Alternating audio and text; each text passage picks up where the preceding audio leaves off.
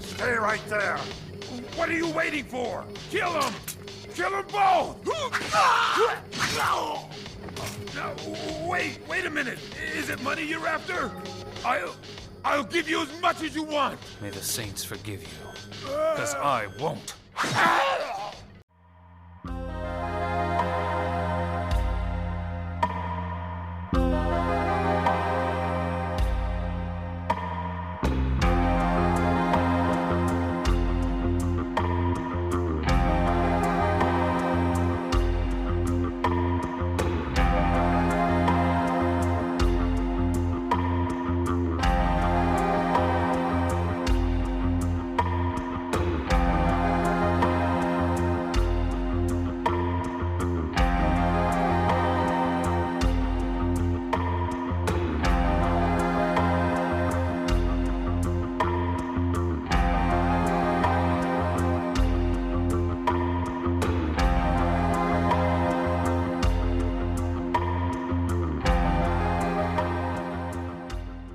Welcome to the Occult Rejects.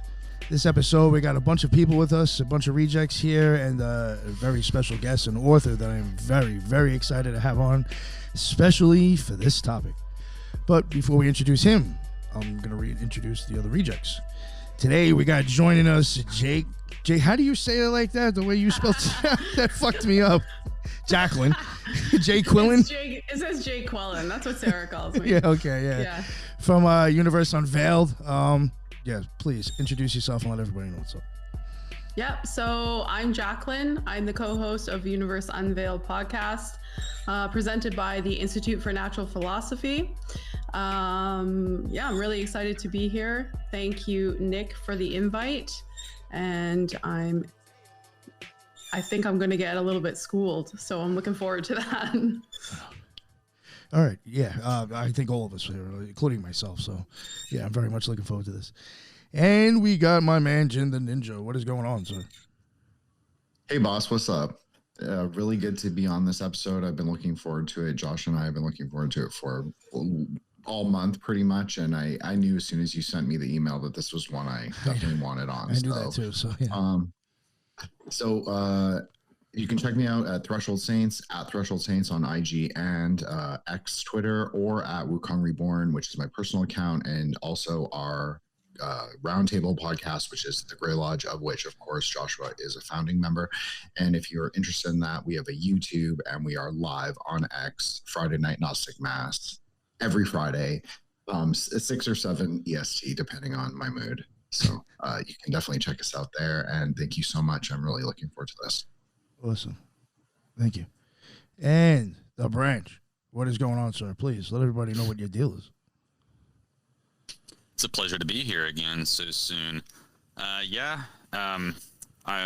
belong to the Grey Lodge. We do some spaces every Friday night. It's a lot of fun, very eclectic, speculative spaces.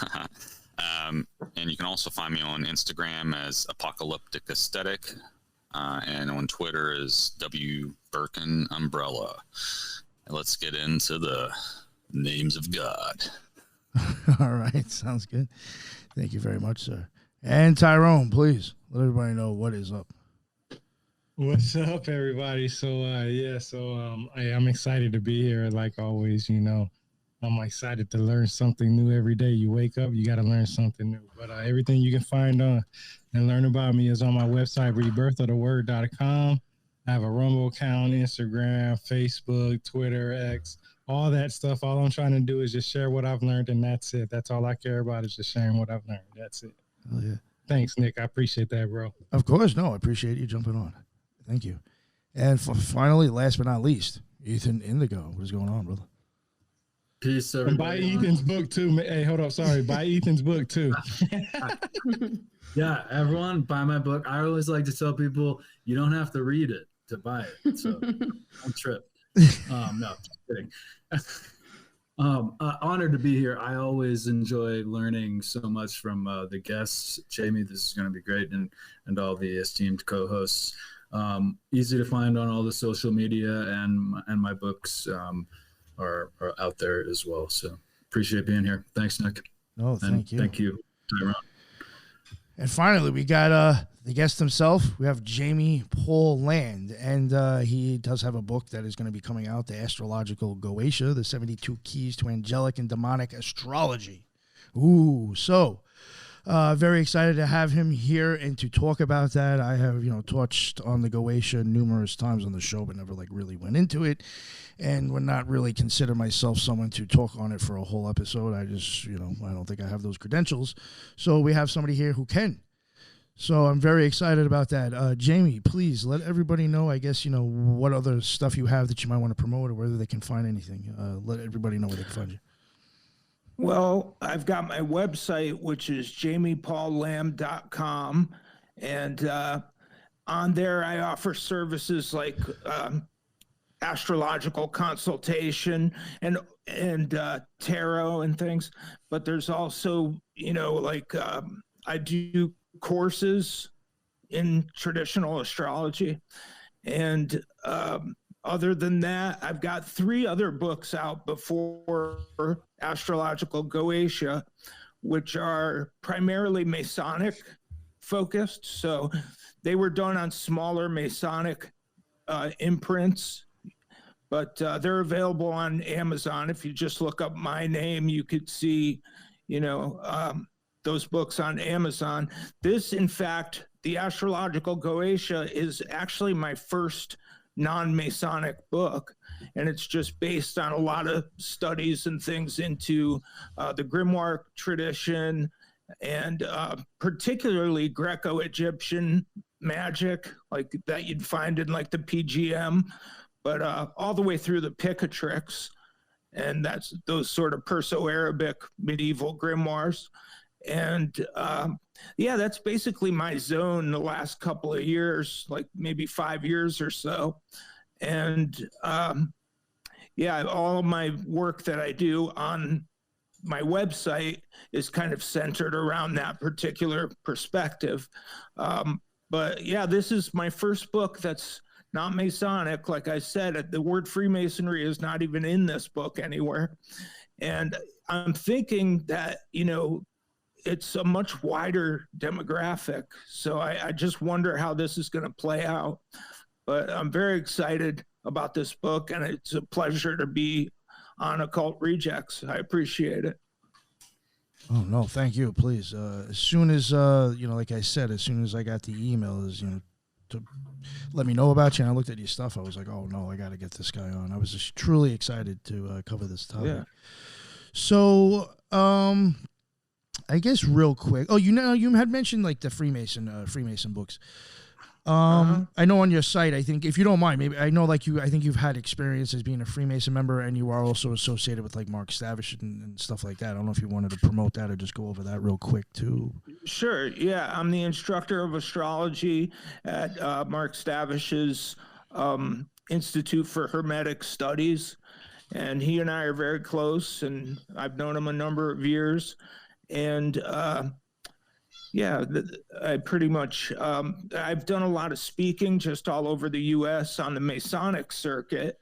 But like I said, I'm sort of segueing into the broader astrological sort of milieu, right? And next, in fact, I got a really good opportunity in 2026. I applied to speak at UAC, which is the Super Bowl of astrology conferences, and it's in Chicago. It's the big astro conference.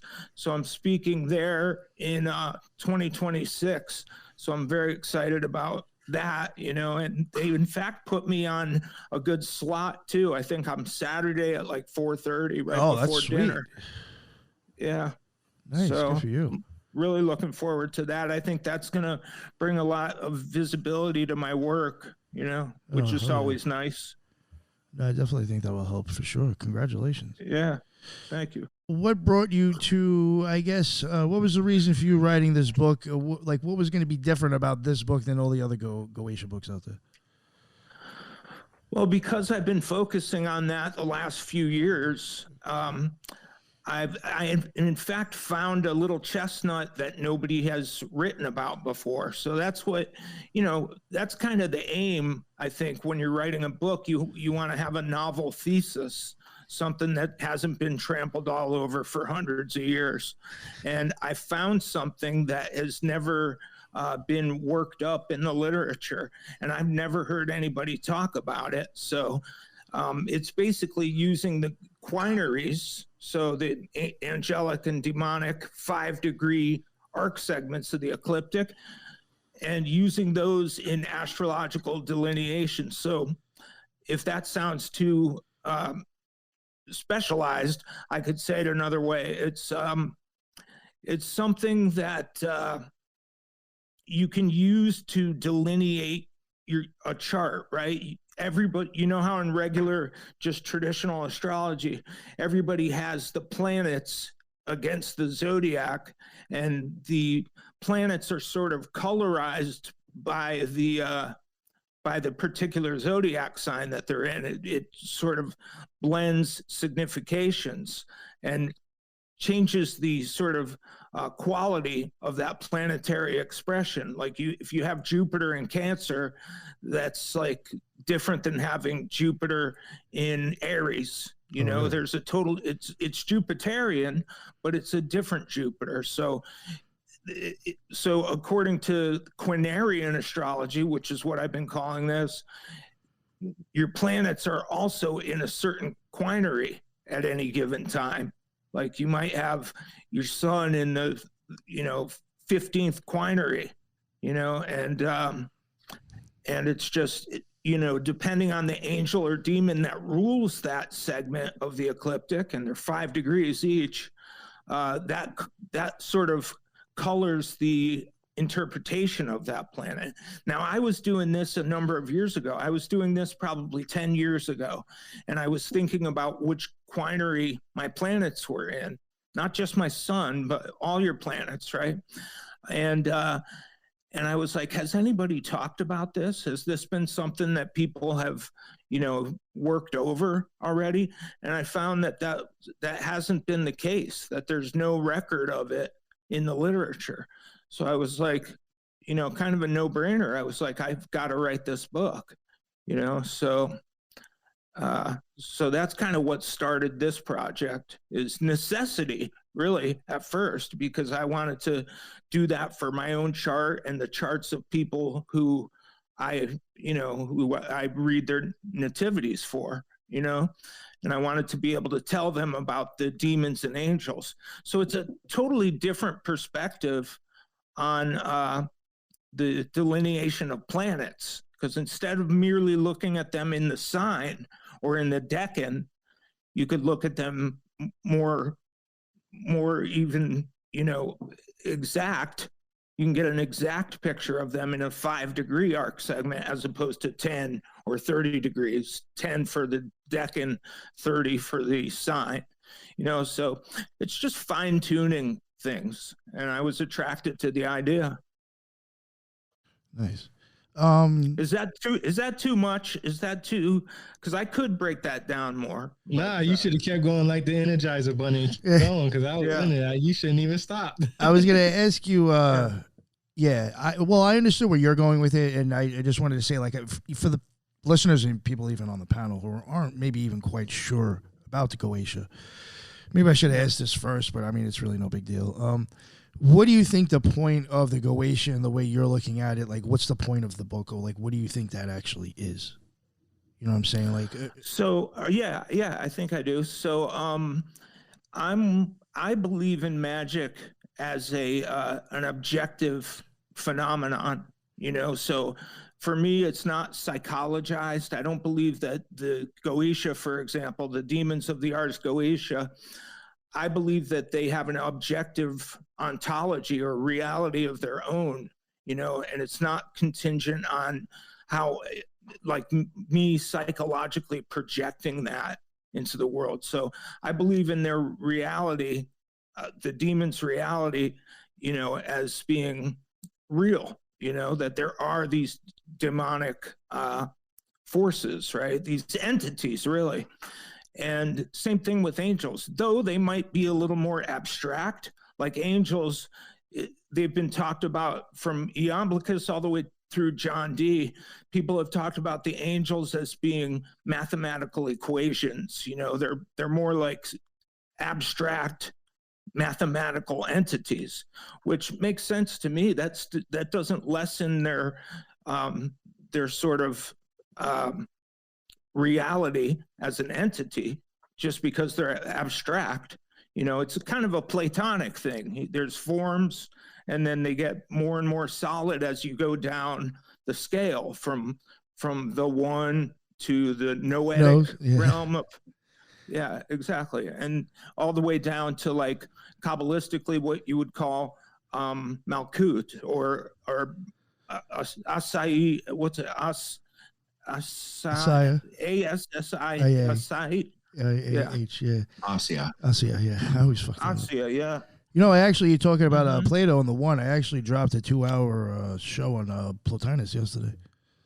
Very interesting. Oh, great. Yeah, I'm into that stuff for sure. Oh, yeah. So all that to say that obviously the way that the worldview that we inherit as modern day Westerners is one of matter and energy, you know, and one that is scientific, but at the sort of peril of, you know, this material paradigm, right? So I believe that there should be room for the metaphysical, and that we don't need to think of it in terms of, like, here's a popular thing the last 25 years or so, that quantum entanglement and theoretical physics and all this sort of stuff explains away magic. I don't think that it does, because I look at magic like it says in Agrippa, the Picatrix, all the way back. It says magic is simply occult causality. It's causality, but you can't see the causal agent, you know, so it's a hidden causality. You know, something happens as if by magic, you know, not like, you know, me getting up and physically doing something, or, you know. So I think that it's time to reclaim that worldview, and it's something that's difficult to change, of course. So this atheistic materialism is difficult to get over. It's difficult to, you know, build upon that other than physically. But I think when we talk about magic, we're talking about metaphysics. It's beyond the physical realm. So if you try and express it or explain it as being quantum this or energy that or psychologically this or that, you're automatically veering away from magic and you're into the physical again. So it's not does that make sense? It's not a physics, it's a metaphysics. Oh, I totally get that. Yeah. Jin, or Josh, do you guys want to ask anything specific? Not to put you guys on the spot. I have a quick one. Jaime, do you feel that angels occupy the same ontological or even cosmological space as the goetic spirits? No, I think of angels as being in this sort of beyond the Ogdoad. So the fixed stars in the zodiac, or Hokmah, if you prefer. I look at the angels as being entities that are in essentially the Enneatic realm, right? That they are noetic and further than that. I think of demons as being at or below the Ogdoad, because of course you get aerial demons and fiery demons, but you also get stellar demons, like those that are found among the decans, the decanal demons. And now in the quinaries, like of the Ars Goetia, these goetic demons, they're also on or below the Ogdoad, the eighth sphere. So in your typical like Platonic and Kabbalistic models, right? Cosmological models, you find that that's kind of the cutoff point. Everything can be physical or astral up to the up to and including the Ogdoad. But beyond that, you're getting into the supra-celestial, as Agrippa would call it. Mm-hmm. And these are entities that are, abstract, sort of. So angels have always been described as that, pretty much. And angels, angelos, right? It means messenger.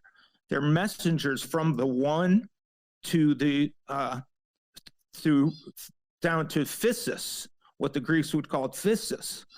And again, that Platonic model of the one, or tohen, and then the noetic realm, and then the sort of astral realm of psyche, and then down to sorry, Jamie, when you're saying psyche, could you be referring to Yesod or that Yesod-Dath connection? Yeah, I guess you could say in that zone, right? Because that would be the planetary zone. When you go from Bina down to Yesod, you're really talking about Saturn down to the moon.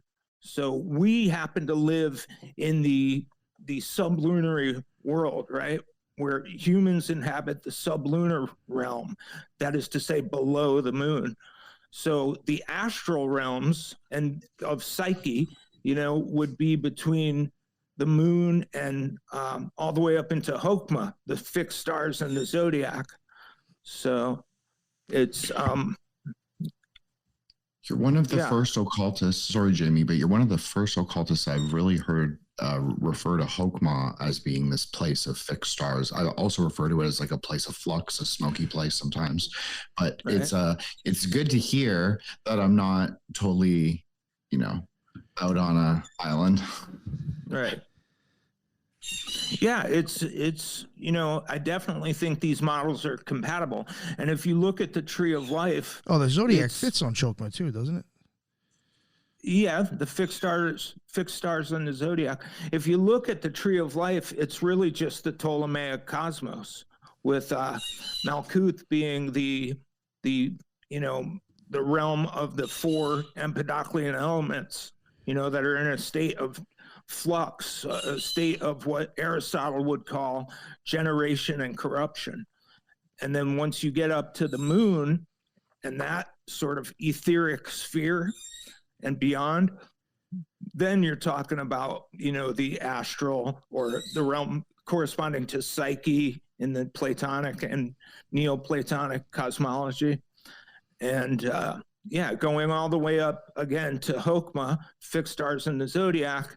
And then you have, Kether, which is like the Enneatic zone, or maybe the sort of, maybe even beyond that to some extent, or maybe that would be Ein Sof, Ein Sofar, where you're really into that abstract angelic world, supra-celestial. So it was like beyond, like almost formless. Yeah, abstract. Platonic, an idea or a form, capital I, capital F. Yeah. Could you say epinoia, maybe? I like that. Say that again. What do you think of using the word epinoia to describe what you're talking about? Epinoia. I haven't read that word, but I can kind of think of that. You're saying beyond the nous, right? Yes. Yeah. So beyond the nous. Yeah, I mean, because the nous begins, if we're speaking Kabbalistically, the noetic realm begins after the fixed stars in the zodiac. And this is something I really dig very deeply into in my book, because when we're talking about that, the intellectual world, right, the abstract intellectual world, nous, or the noetic world, What's interesting about my book is that this is the first astrology that's actually dealing, and this is one of the sort of hidden jewels of this book that I hope people understand, is that I'm using the method of astrology, right? I'm astrologizing the noetic realm with this technique. That's, to my knowledge, that's never been done before. To get into this demonic and angelic astrology is to use the method that has normally been applied to everything from Yesod to Chokmah.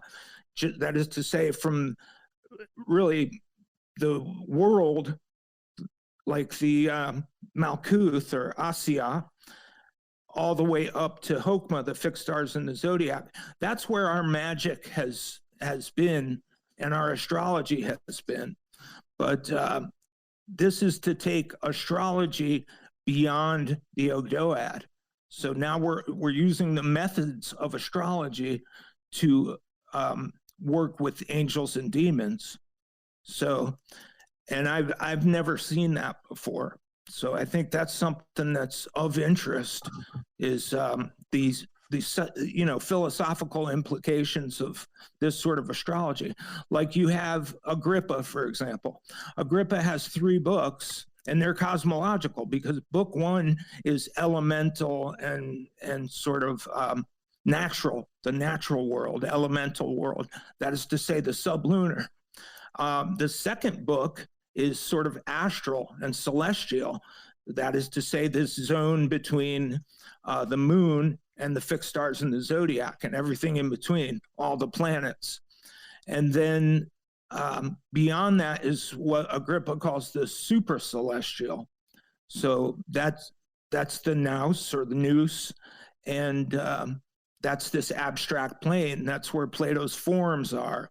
That's the realm of ideas. It's the intellectual world, and you have angels there, right? So if we're using the methods of astrology, but we are using that, but we're puncturing the Ogdoad, the 8th sphere, and applying those methods for the first time, I believe, astrologically.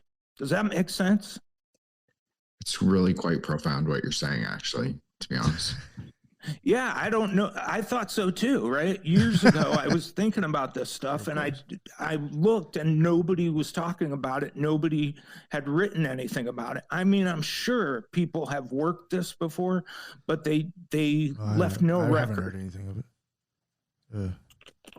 They left no record. So it's pretty, I mean, it's I gotta say, it's really interesting. Yeah. Real quick too, not to get, I guess, like too much off the book, unless this is in there, I have no idea, but like I guess does this change, or like how would you ritualistically, the way this is supposed to be done, would it still be as like it normally was suggested in the past, or does anything change with that? Not too much. I mean, if you ever made like an angelic talisman, you know, have the sigil of the archangel on a talisman that you're creating, right?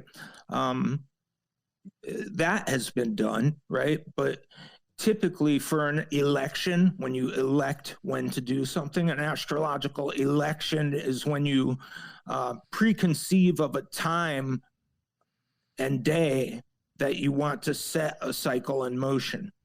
When you do that, you could use the chain of being, essentially, like the solar chain of being comes from the abstract sun, then into the physical sun in space, and then into the animal, mineral, vegetable world through like St. John's wort, roosters, lions, actual gold.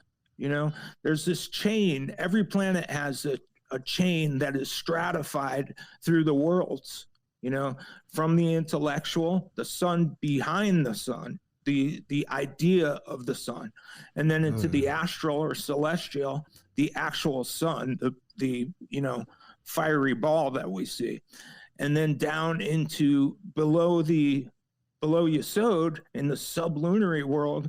That's where we find, you know, like lions and roosters and St. John's wort and everything that is on the solar chain or the solar series. I believe they called it Sarii, you know, was like having to do with this chain of being. And of course, Ficino dealt a lot with this, but it goes all the way back to the Neoplatonists as well, and the Hermetists, antique Hermetism. It almost sounds like if you were to take like the 4 worlds of Tiferet. Is it slightly like that? Like if you were to look at it Kabbalistically? Yeah, you could definitely. Like it almost a little tracks bit very. like that. It tracks very nicely with the 4 worlds, where you have Atziluth as being the most abstract, and then Bria, just a little more density, and then Yetzirah, which is kind of planetary and celestial, and then Asya, which is elemental and natural, sublunary. So everything in magic fits this sort of scale, right? Everybody who's ever written about it seriously, like all the grimoire magicians and the people who compose this stuff, were working on a very similar worldview. And if you're going to understand astrology and magic and alchemy, the 3 hermetic arts, right? Astrology, alchemy, and theurgy, or magic.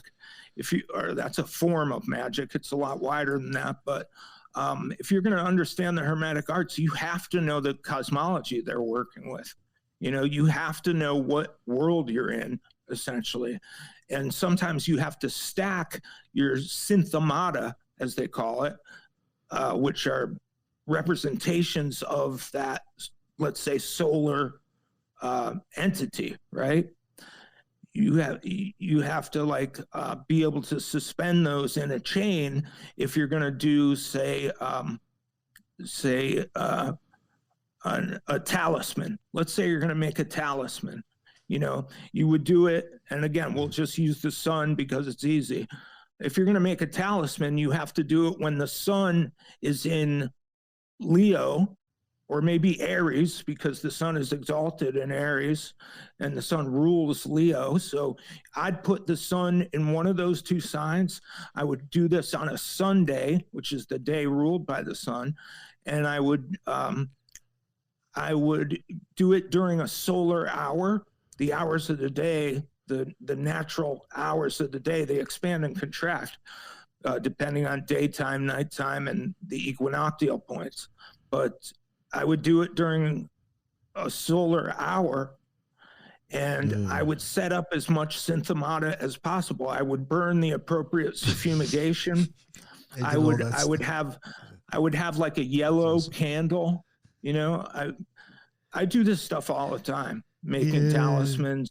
Yeah, I've mentioned on the show that, like, even myself, when I would make talismans, like if I was, like, let's say putting Jupiter and Mercury together, it's a good mix.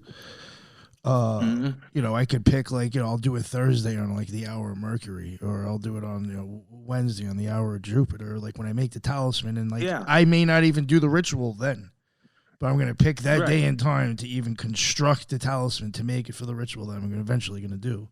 And then that will even match. That will even match again the planets that I just made for the talisman. And like you said, I would construct my own incense. I'd make my own mixes. The candles would match the colors. Sometimes even the altar cloth I'd use would even still match colors. I would have interchangeable stuff. I was very, I guess overdone, but it worked for me. Yeah, but it's great to hear somebody else say that. I was like, oh shit. Yeah, it's a good practice, right?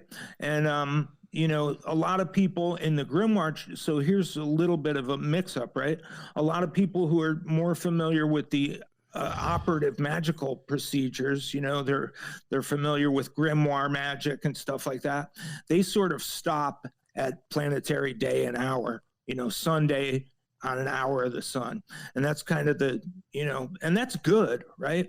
But if you want like an 8 or 9 point sun, a very strong talisman, then you've got to do it in Leo or Aries, and you have to do it in like the bound or term of the sun, and maybe even also in the decan, the solar decan, if there is one in Leo, right? So if you have decan, term, decan, term, and the triplicity rulership, like the sun by day, and you also have like the day and hour and you have the sun in domicile or in exaltation, you want to stack as much of that as possible.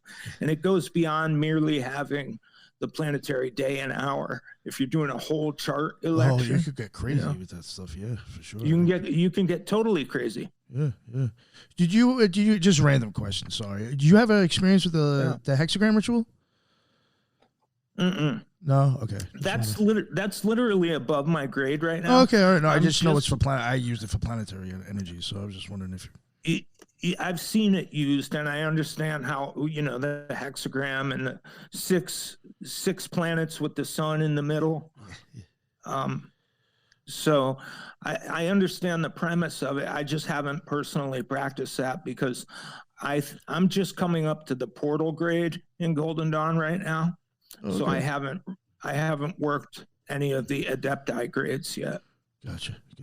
All right, but I've been in for like 7. I think I've been in 7 or 8 years, and I've been just going through it kind of slowly with an organization, not like self-initiation or whatever. I'm in a Golden Dawn temple that meets and we're active and stuff, but it's just taking time.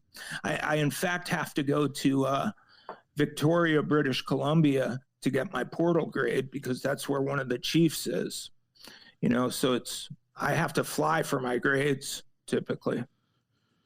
Oh, okay. No, I was just wondering because of the planetary stuff. Sure. Yeah, we kind of veered off there, but it sounds like something of the Golden Dawn system. Oh, for sure. Yeah. Yeah, well, I was in the OTO for a minute, so I mean. Oh, I was too. Oh, I'm so sorry. Yeah. Yeah, right. Yeah, it was about 12 or 13 years ago. I was in Tahuti Lodge in New York City. Get the fuck out of here. That's where I was, man. Yeah. Yeah, I got my Minerval and first degree there. Holy shit. I'll talk to you. I was just wondering who the lodge master was then. That's interesting. All right, I gotta talk. Imagine I was there with you. I didn't even fucking realize. That'd be fucking bugged out. All right, so continue. Back to the Goetia. Yeah, I was just asking if there was any difference in rituals and in the ritual, the way that it's done, and you said no. So, you answered my question. Does anybody else have any other questions? Sorry. The way it's done in the Goetia, right? Yeah. Yes. Yeah, you could use the same practices that you would use in Mather's translation of the Goetia. Yeah, that's basically what I was getting at. Is it going to change the way you look at that one? It doesn't negate any of that. Nice. All right, no, that's great. But it adds the astrological component. So that's another thing that I think is important about this work is that, people think they can get by knowing the minimum of astrology, and that's kind of not the case. If you're going to skimp on anything, you should do it elsewhere because you need to have the astrological stuff in order. There's no way getting around. If you're going to do proper alchemy and proper magic, you kind of have to know astrology pretty well. You have to be proficient, right? Or there's a lot of room for error, but you can't make a talisman not knowing anything about astrology. Yeah, I mean, I think it would help to have a little bit of understanding before you start doing that. Yeah. I agree. And cosmologically too, like we were talking about, you have to have a picture. You have to have a world picture. You have to have a paradigm, a cosmological paradigm that you understand. And it could be different. Like, well, here's something I talk about in there as well, and in other places, is that astrology and magic and alchemy, these are not geocentric models. They're geo-referential, Like I tell people this all the time. If let's say you're out in space and you're at the celestial north and you're looking down at our solar system. So you see the sun in the middle, you see the planets going around it, right? Can you visualize that? You're in celestial north looking down at our solar system. All you have to do to astrologize is take the pin out of the sun and stick it in the earth and keep all the other motions the same. You're just envisioning the earth as the stationary object. Every other movement is the same. Nobody asks you to believe anything that's wrong or antiquated. You don't have to believe that it's geocentric, because it's not geocentric. It's georeferential, because the Earth, as Earthlings, that's our locus of human consciousness. The locus of human consciousness is the Earth. We experience the cosmos from the perspective of the Earth. So again, nobody's asking you to believe anything that's wrong or, that's like anti-Copernican or anything. So, I mean, not that we need science to defend our magic. In fact, once you apply science to magic, it ceases to become magic and it just becomes physics, right?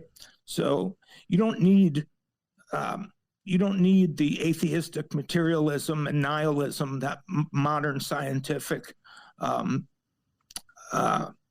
paradigms supply, right? Or imply. Yeah, I've got a pretty radical view about that sort of stuff.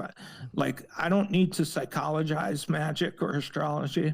I don't need to quantumize it or I believe in it as it is.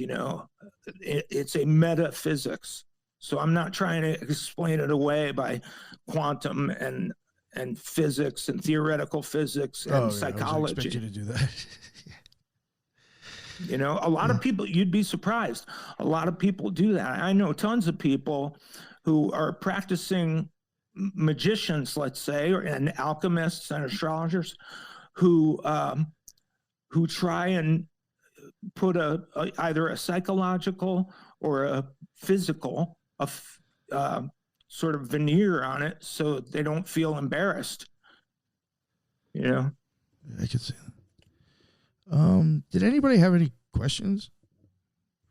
I was wondering on sort of like a nuts and bolts question of implementing the angels and demons into an astrological reading. Have you found that it provides nuances or enhancements, or even maybe might provide a contrary reading in some cases? Or can you break down any of that? Sure. Yeah. So it's pretty much the way that you would use planets in signs. You could use a planet in a quinary. So let's say, and I give many examples in the book, and you could use it in elections too. Like if you want to set a cycle in motion, you can, when you're electing your chart that shows, for some point in the future, when you want to say consecrate a talisman or pick an herb, you could use the planets in the specific quinaries, because each of them is ruled or governed by an angel demon pair. There's an angelic there's the angel that's from the Shem HaMephorash, and there's the demon that's from the Ars Goetia. Now I should have said this right at the beginning. The model that I'm working with is your typical pre-Enlightenment model, right? So from antiquity all the way through the Enlightenment. Of course, at the Enlightenment, which I don't even like the name of that movement, the Enlightenment was detrimental to magic and astrology and alchemy, because that's where we veer into atheistic materialism. But and that's why, all right, here's something interesting. That's when astrology becomes esoteric. That's where alchemy becomes esoteric and where magic becomes esoteric after the Enlightenment, because they were not esoteric before the Enlightenment. They were just part of your typical worldview, right? So once these become rejected sciences, which is what I think Wouter Hanegraaff talked about, the dustbin of rejected sciences. And that's what you get when, after the Enlightenment, because it's been sort of, a species of positivism has moved in there and made it so the enchanted world is finished. So it's for this stuff, you have to have an enchanted worldview in order to, do it in the context of how the ancients did it. You have to have an enchanted worldview. If you don't have that, you're not working in metaphysics. You're messing around with some sort of theoretical physics or some sort of psychology, But anyway, I was saying that. Why was I saying that? You had a question. Well, I was blown away just now by your piercing the label of the Enlightenment era and pointing out that that's actually the beginning of the atheistic materialism. Bravo! Right. Great point. Well, I was asking just how including the implementing this aspect of readings might enhance or might even provide a contrary idea to the established reading that you might get. Sure, exactly. So, yes, it changes things and it adds nuance, and it, it could put a finer point on things. I've never found it to be contradictory per se, but, a lot of this is, it's a hermeneutics, right? It's interpreted. So we have to apply, that's the art of astrology. There's the sciencey sort of stuff, which is all the math and the cosmological stuff, but the art of astrology, which I think of astrology as primarily being an art, the art of astrology is the interpretation, like a planet in a sign, in a house, and how it is aspected by other planets. So the quinaries kind of change that, or they accentuate that on a finer point because you're dealing with a smaller arc segment. But here's one thing that might be helpful to your listeners is astrology has become something really gross. It's like a hippified new age kind of fluff that's always positive and everything's an opportunity.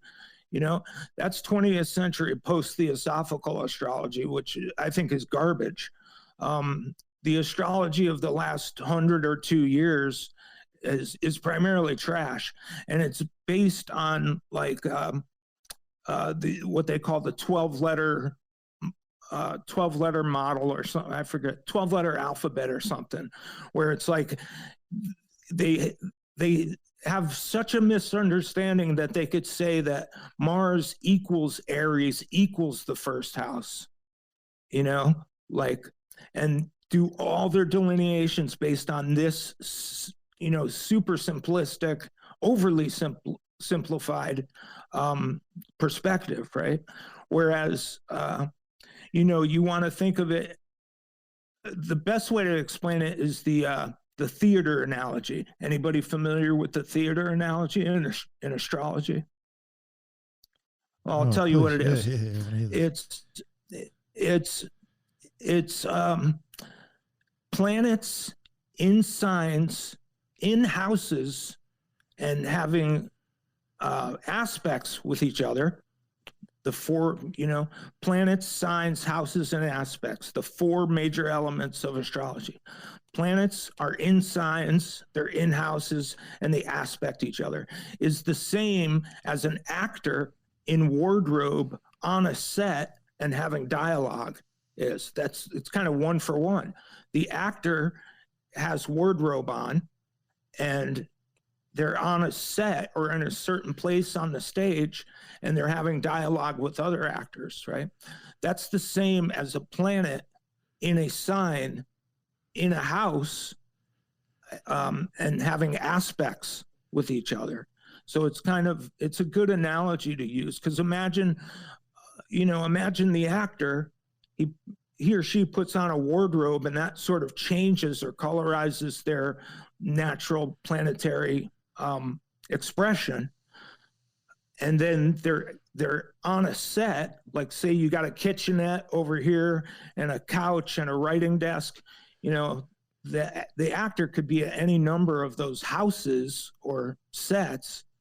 And then they have aspects, the planet's aspect, and the actors have dialogue. So I don't know if I did a great job of explaining that, but it's called the theater analogy. Did that make sense?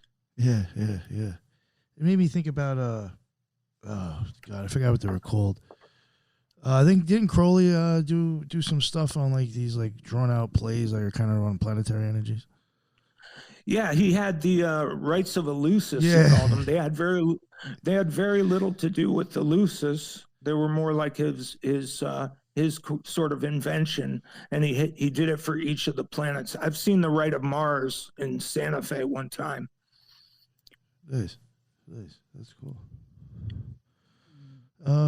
Anybody else want to ask? Now, let me ask, is this, I'm really trying to make sense and trying to be clear, but I got to tell you, it's really difficult to do, to be clear when you're talking about this stuff that's kind of abstruse, it's kind of specialized. Like, I could tell you that my book, The Astrological Goetia, I do a full-on astrological orientation. I do a Kabbalistic orientation. I talk about magic and really build it up from zero. You don't have to know anything to get something out of this book, because I kind of go through all that. While I don't have the time or space to really build up the entirety of an astrological worldview, I do enough to where you could read the book and it makes sense. Obviously, you could probably tell I'm pretty opinionated about this stuff, and I think that's probably unattractive as well. But you're just making a claim. You know, right. you're making Well, this is your theory. I get it. The basics, then, right? You just basically stick to the basics. You stick to the basics in your first. In which book did you say? Like the foundations, like what the basics is of it. Yeah, and I really tried to have. Out of all my books, this one I have the best voice. I really worked on my voice for this, my literature voice, right? Like, I'm very clear. I try to be transparent, and just talk about the ideas, and I try and do it in a way that is accessible. So, whereas in some of my Masonic books, I was very cruel to the reader. I used a lot of, $50 words, and they were the right words. They were the specialized word for what I was talking about, but nobody knows that stuff. No, I hear what you're saying. Yeah, I get what you're saying. You were mentioning, Jamie, about I don't want to put the term in there, but just the overall dilution of astrology in the last 100, 200 years. I wonder what your contemporaries in the Masonic organizations, what they felt about astrology in total, or maybe they had some insights about it that were contrary. Most Masons don't know anything about astrology, so good or bad, modern or traditional. Most Masons they weren't necessarily against it because it was hippified. I think that wasn't even, an issue that was raised. Because they were just not even. If anything. Right. Well, here's what Masons are interested in. They're interested in the cosmological symbolism and the sort of precessional symbolism. That's different than the astrology. They're more into the cosmological stuff, and they are into this. Cosmological, particularly precessional symbolism, is rampant in Masonic ritual and art. What I mean by that is Freemasonry's Anno Lucas, the year of light, is 4000 BCE. So now we're in Masonically, we're in the year 6028 Anno Lucas. That's when you see a Masonic document or a cornerstone, they typically give the Anno Lucas. And this year they would say 6020, 5. Yeah, 6025. Because you're just adding 4,000 to this date. So if you go back to that first year of Anno Lucas, it's 4000 BCE, which means you're in the Taurian precessional age. That means Taurus is rising on the eastern horizon at the vernal equinox. You know, the spring equinox, the traditional beginning of the year. That's where the sun was rising in Taurus equinoctially at that time. So there's symbolism supporting that in Masonry, you know, and it's very like, it's definitely there, you know. I'm not just kind of trying to find it, you know, and you know, accentuate it, because it's already there. I mean, they use the tetramorph, the lion, the bull, the man, and the eagle, you know, for the 4 fixed signs. And that's part of the symbolism. And not just in Masonry, but in Christianity, in a lot of traditions. I mean, it's on tarot too, isn't it? Say again? I think I've even seen that on tarot all the time too, right? Oh, it's yeah, in the world card, they're up in the corners. Yeah. Mm-hmm. When it comes to, do you practice Solomonic magic then? Or you know, how do you view that?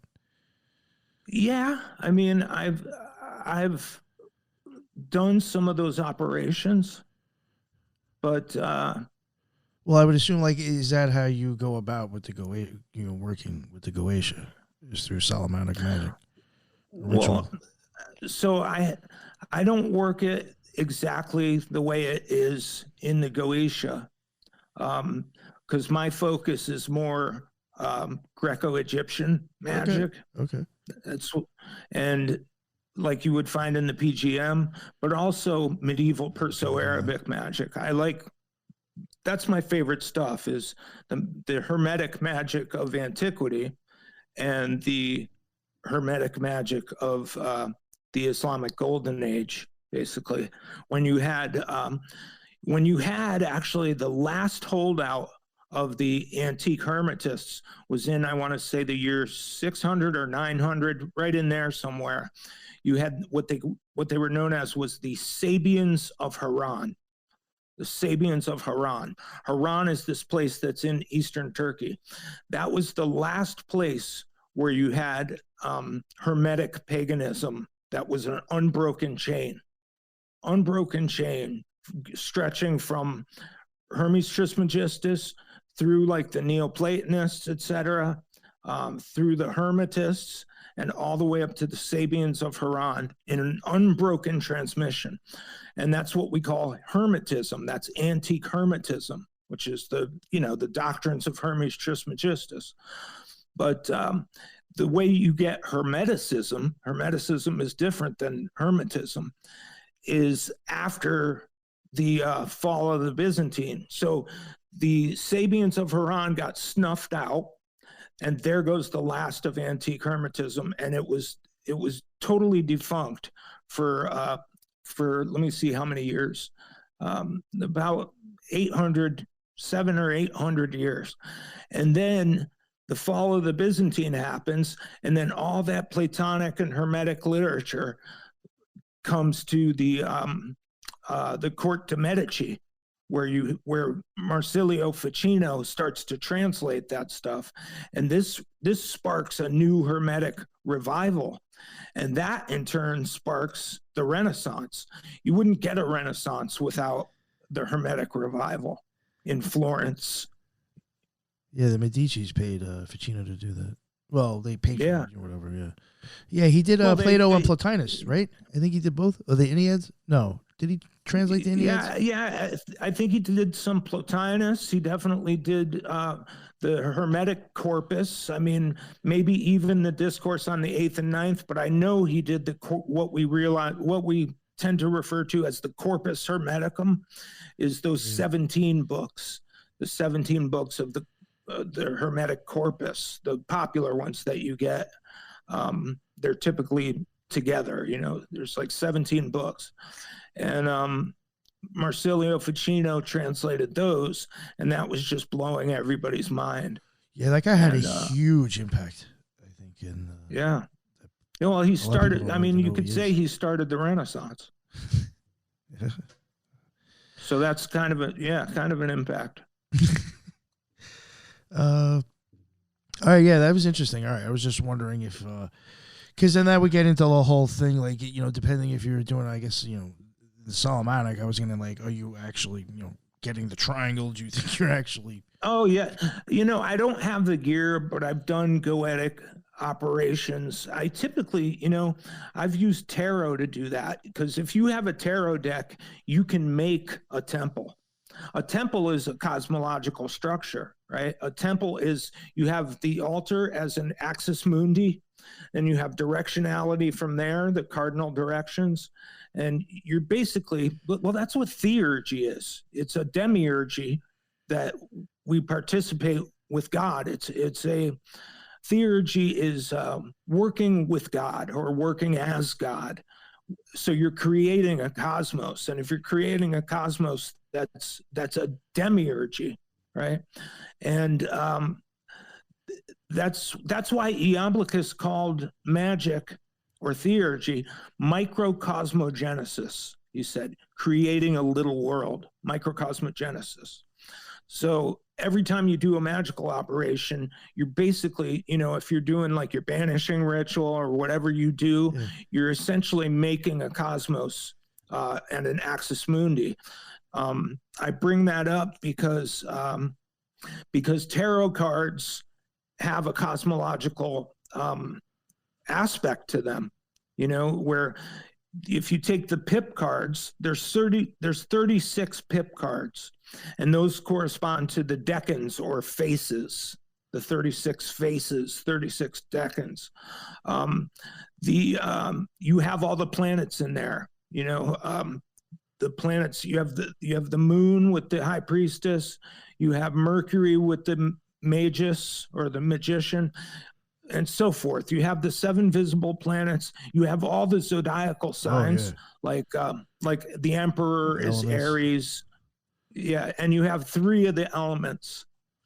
So, so you're basically, you can use your tarot deck to make a working space. And I've done a lot of that, you know, in the absence of getting all the gear. I've used tarot cards, almost kind of like talismans, to try to like use them to kind of represent what I'm trying to get at. Like I would use more than one card sometimes. Yeah, sure. And like again, like you were even saying, I would use it even for the attributions on the card too, as well. Mm-hmm. Yeah, and I use GD attributions. There's a lot of different methods. There's the continental or French correspondences to the tarot, which Eliphas Levi used. Valentin Tomberg, who wrote Meditations on the Tarot, he used those. A lot of people have all those French Martinists and Rosicrucians. They used continental attributions. I prefer the Golden Dawn attributions from the cipher manuscript, the original cipher manuscript. Right? Yeah. Yeah. In fact, one of the chiefs of our Golden Dawn order did the totally exhaustive and definitive version of the cyber manuscripts and published it a number of years ago. And it goes out of print sometimes, and it's like $300 for a 120 page paperback. Yeah, I forgot the Golden Dawn. I was lucky. I got it when it was like $19 or something. Yeah, I feel like a lot of orders have their own. Yeah, those cipher too. manuscripts is where we get. Yeah. Yeah, like even the OTO They're with the Book of the Law, basically they have their own Sephra cipher in there, technically, right? Yeah, and OTO. So Crowley built upon the Golden Dawn correspondences, except he changed some things. He changed like Zadi. He switched Zadi with, I think, the Emperor, and he switched those. Remember how he says in the what do you call it? The little red book that you get, the Book of the Law. In the Book of the Law, he said Zadi is not the star. So he switched it with the hermit, or the what do you call him? The emperor. So I don't like that. I don't like that correspondence. I like the Golden Dawn one, but if you're OTO, you end up, sometimes using that switch. I know, like in the tarot deck, he switches a few things too. Yeah. Yeah. Well, the Golden Dawn switch the strength and which one was it? Strength and I think justice. Yes. Yeah. Well, one thing real quick, since I have you on the show as somebody who's affiliated with the Golden Dawn, did Aleister Crowley write the pentagram and the hexagram rituals? No, he did not. No. Right? So many people think like he did like all those rituals he wrote. It's like, no, he didn't. Here's something interesting about that. A lot of people just refer to it as the lesser banishing. Yeah, and then there's the greater too. Yeah. They call it the LBRP as if that's the only mode of that ritual. Yeah. In the Golden Dawn, they called it the lesser ritual of the pentagram, and you had invoking and banishing modes. You had all the elemental modes, including ether or spirit. So there's actually 10 different modes of that lesser ritual of the pentagram, depending on what you want to do. What if you're taking a test, like you have to take a test?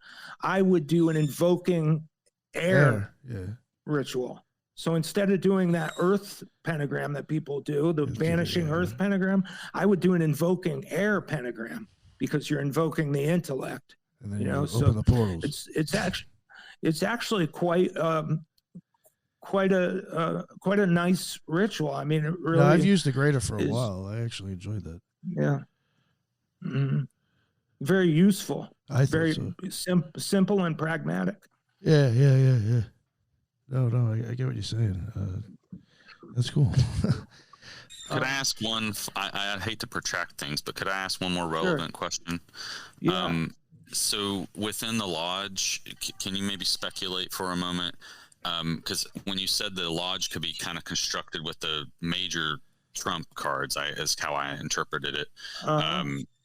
I was curious then, do you think that the movements of the officers during a lodge ceremony, is that somehow analogous to like the movement of planets and things? Because I've kind of wondered this in my own mind.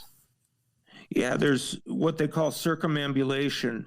And some of that can be seen as cosmic. Like particularly the circumambulations of the candidate during the third degree. The third degree has particular movements, some of which are like you go into the underworld, and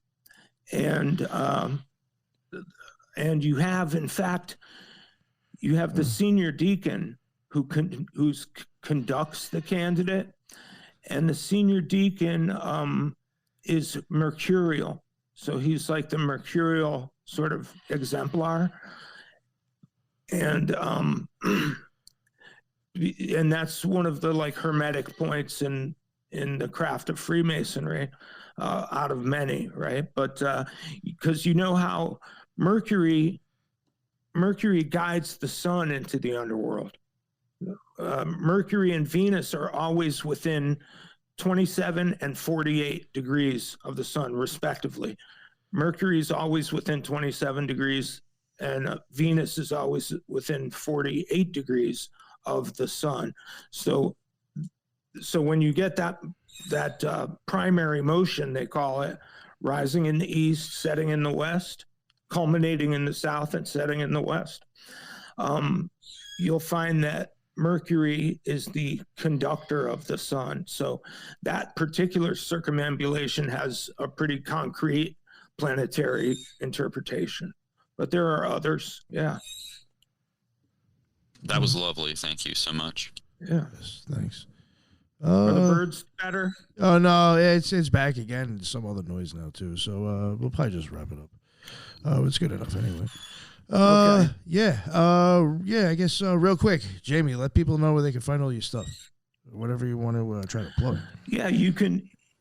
I do have I hate Facebook, so I use my sister-in-law's.